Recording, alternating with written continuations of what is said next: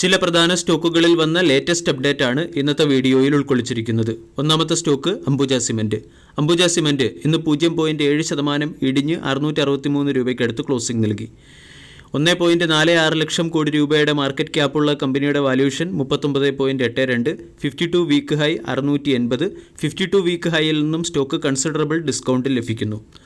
Ambuja cement south Indian cement കമ്പനിയായ Peña Cement Industries ലിമിറ്റഡിന്റെ 100% സ്റ്റേക്ക് 1422 കോടി രൂപയ്ക്ക് അക്വയർ ചെയ്യുന്നു എന്നുള്ളതാണ് അംബുജ സിമന്റിനെ സംബന്ധിക്കുന്ന പോസിറ്റീവ് അപ്ഡേറ്റ്.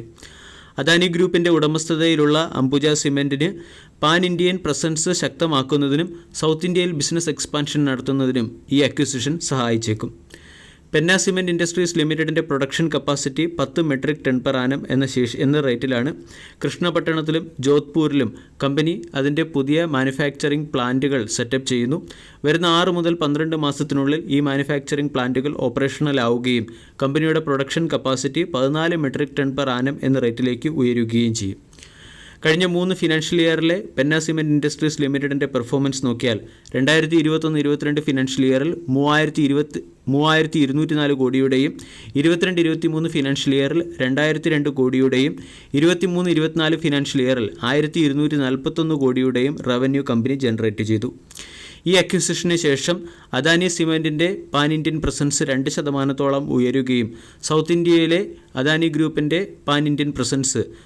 സൗത്ത് ഇന്ത്യയിലെ അദാനി സിമന്റിൻ്റെ മാർക്കറ്റ് ഷെയർ 8% ഉയരുകയും ചെയ്യും.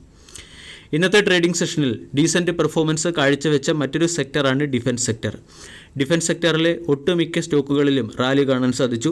അസ്ട്ര മൈക്രോ 4.4% ഉയർന്നു.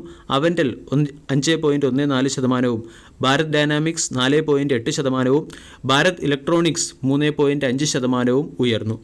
Cochin Shipyard 5.4%, DCS System 1.91%, Hindustan Aeronautical Limited 4%, Bharat Forge Technology 4%, എംഡാർ Technology 2%, Mazagon Dock Ship Builder 5.8%, Idea Forge Technology 4% higher സൈഡിൽ ക്ലോസിംഗ് നൽകി.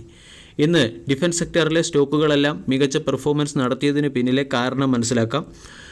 മൂന്നാമതും രാജ്നാഥ് സിംഗ് ഡിഫൻസ് മിനിസ്റ്ററായി സ്ഥാനമേറ്റു. അതോടൊപ്പം തന്നെ വരുന്ന 100 ദിവസത്തിനുള്ളിൽ ചെയ്യാനുള്ള ആക്ഷൻ പ്ലാൻ അദ്ദേഹം അവതരിപ്പിക്കുകയും ചെയ്തു. 2029 ഫിനാൻഷ്യൽ ഇയറിൽ ഇന്ത്യയുടെ ഡിഫൻസ് എക്സ്പോർട്ട് 50,000 കോടിയാക്കി ഉയർത്തുക എന്നുള്ള ടാർഗറ്റാണ് ഡിഫൻസ് മിനിസ്റ്റർ പ്രഖ്യാപിച്ചത്. ഇതിനു മുകളിലുള്ള മാർക്കറ്റ് റിയാക്ഷനാണ് ഇന്നത്തെ ട്രേഡിംഗ് സെഷനിൽ ഡിഫൻസ് സ്റ്റോക്കുകളിൽ കാണാൻ സാധിച്ചത്.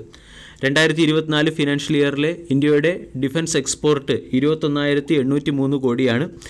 ഇത് കഴിഞ്ഞ വർഷം, അതായത് 2023 ഫിനാൻഷ്യൽ ഇയറിൽ 15,920 കോടിയായിരുന്നു.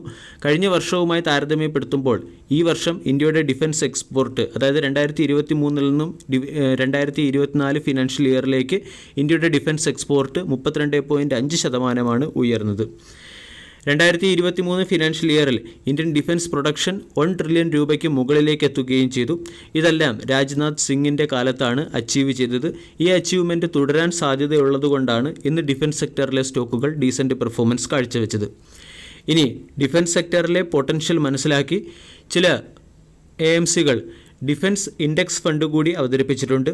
Motilal Oswal Nifty India defence index fund എന്ന പേരിൽ ഒരു ഡിഫൻസ് സെക്ടറിനെ കേറ്റർ ചെയ്യുന്ന ഇൻഡെക്സ് ഫണ്ട് ജൂൺ 13 ലോഞ്ച് ചെയ്തു. ഏകദേശം 100 ബില്യൺ മുതൽ 120 ബില്യൺ വരെയുള്ള എക്സ്പാൻഷനാണ് ഡിഫൻസ് സെക്ടറിൽ നിന്നും മാർക്കറ്റ് പ്രതീക്ഷിക്കുന്നത്. അതുകൊണ്ട് ഡിഫൻസ് സെക്ടറിലെ സ്റ്റോക്കുകളെ വരും സമയങ്ങളിലും ശ്രദ്ധിക്കാവുന്നതാണ്. ഇവിടെ അട്രാക്റ്റീവ് ട്രേഡിംഗ് ഓപ്പർച്യൂണിറ്റി കാണുന്ന ഒരു സ്റ്റോക്ക് ബെൽ എന്ന സ്റ്റോക്കാണ്. ബെൽ ഇന്ന് 300-ന് മുകളിൽ പോസിറ്റീവ് ക്ലോസിംഗ് നൽകി കഴിഞ്ഞു. ബെല്ല് 310, 320 തുടങ്ങിയ ടാർഗറ്റുകളിലേക്ക് എത്താനുള്ള പോസിബിലിറ്റി ഉണ്ട്. ബെൽ എന്ന സ്റ്റോക്കിനെ സപ്പോർട്ട് പ്രൈസിൽ അക്കുമുലേറ്റ് ചെയ്യാൻ ആഗ്രഹിക്കുന്നവർ 285 രൂപ എന്ന സപ്പോർട്ട് പ്രൈസിൽ അക്കുമുലേറ്റ് ചെയ്യാൻ ശ്രമിക്കുക. വീഡിയോ എല്ലാവർക്കും ഇഷ്ടമായി എന്ന് വിശ്വസിക്കുന്നു. താങ്ക്